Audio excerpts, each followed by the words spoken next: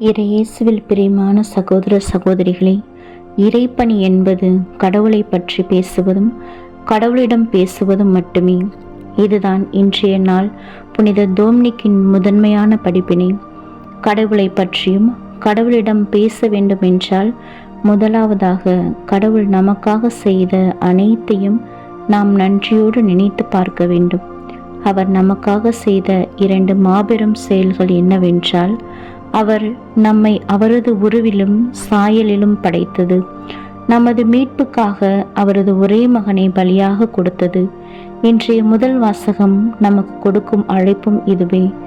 யாவே கடவுளை முழுமையாக புரிந்து கொள்ள, அவரது பாதையில் நடக்க இறைவன் இஸ்ரேல் மக்களுக்கு செய்த அனைத்து அரும்பெரும் செயல்களை நினைத்து பார்க்க மோசே அழைப்பு விடுக்கிறார். இரண்டாவதாக, கடவுளிடம் பேசுவதிலும் அவரை பறைசாற்றுவதிலும் நாம் முழுமை அடைய வேண்டுமென்றால் அவருக்காக நாம் எதையும் இழக்க முன்வர வேண்டும்.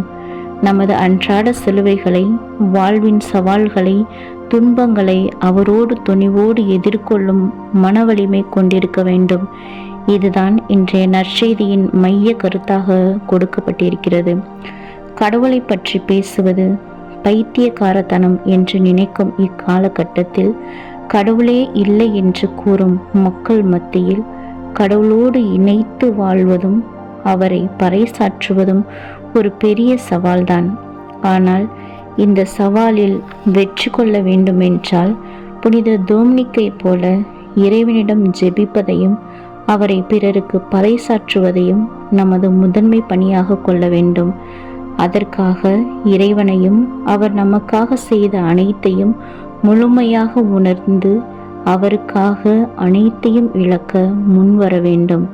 இந்த சவாலை ஏற்றுக்கொள்ள நாம் தயாரா? இறைவனிலும் இறைவனுக்காகவும் வாழ முயற்சிப்போம். இறைப்பணி நம்மில் தொடரட்டும். ஆமீன்.